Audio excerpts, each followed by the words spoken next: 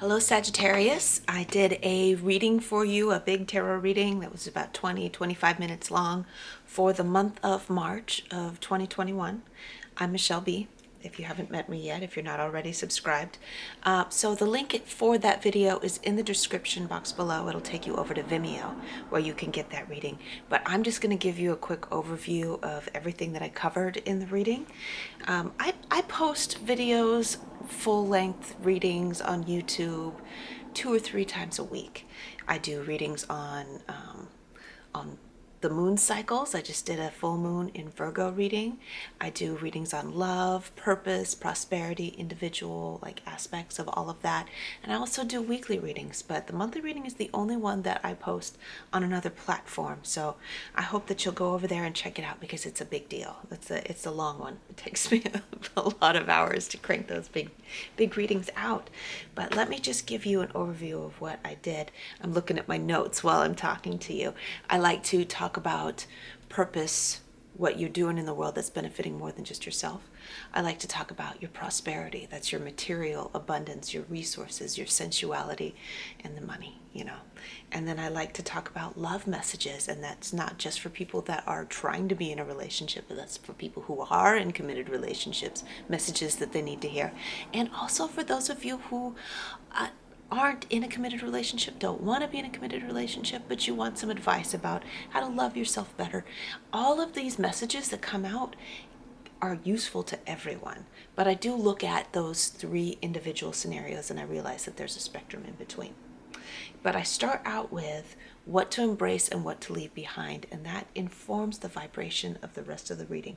So for you, Sagittarius, what to embrace and what to leave behind, I got the Queen of Pentacles for what to embrace for the month ahead, which is really, really awesome because she is such a sharp cookie.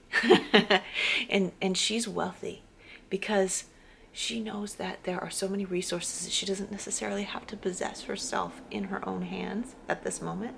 She knows how to use all resources that are available everywhere to benefit herself and the people around her.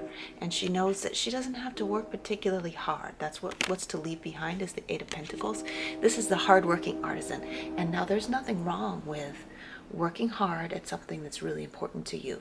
But if there are details in the creation of something that you're working on that you don't enjoy, don't do it.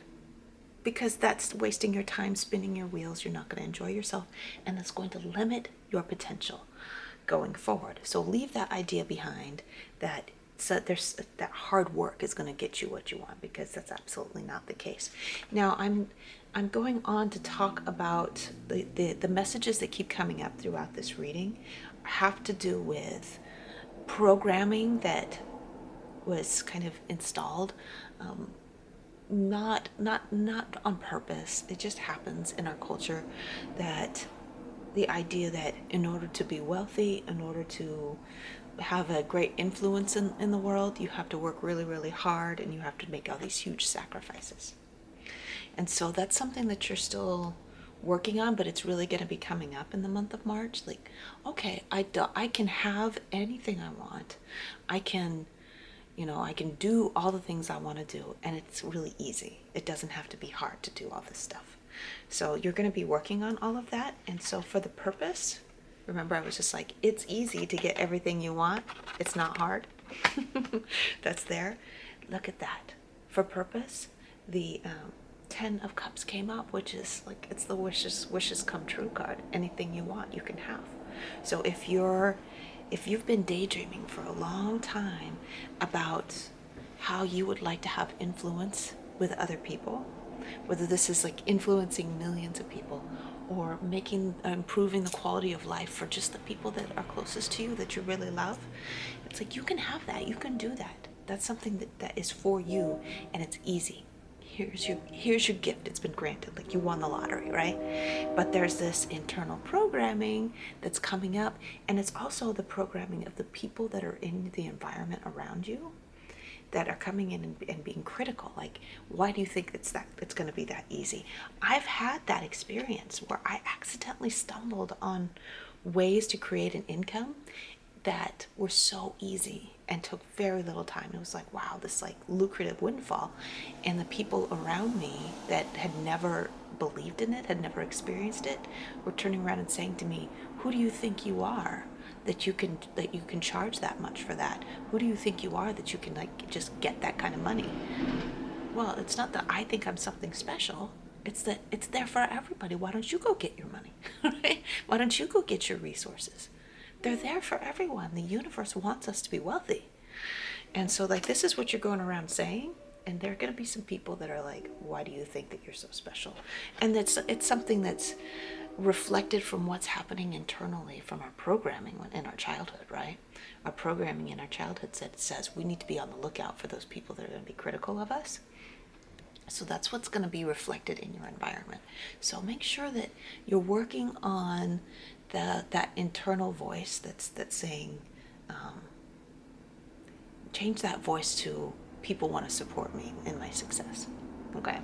So for abundance and prosperity, we got the 3 of Cups, which is celebrate and don't feel bad about it at all. Celebrate the windfalls, the success that you've been creating and that you're still yet to create, and just enjoy it and never feel guilty about it.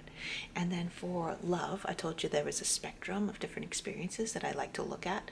Those who are in committed relationships, those who are trying to create a committed relationship, and those who are perfectly happy being single. We got 2 9s that came up, and they're both very challenging 9. They're the 2 challenging number 9 numerologically cards, the 9 of Wands and the 9 of Swords, which is like, I feel like as you're transitioning, that's my son Ian, as you're transitioning from being at a less abundant level, being at a level where you're not doing as much for yourself as you would like to, into being this person that can have anything you want and do anything you want at any time, the people that you're most closely connected to are going to be saying like, who, like I said, who do you think you are? What's going on? And it's like these connections that you had when you were in a different vibration that just aren't quite working the way that they should. And the messages that wanted to come out was that, you know, if you ask for divine guidance, you're going to get it. Even if it's, please help me understand who is still going to be supportive of me in my better life and who needs to be allowed to leave, right? And it's really just a matter of that. Like, if someone's not in the same vibration as us anymore, they won't want to be around us, and we have to let them not be around us if we don't want them to. Okay? It's a matter of allowance. It's not a matter of pushing them out.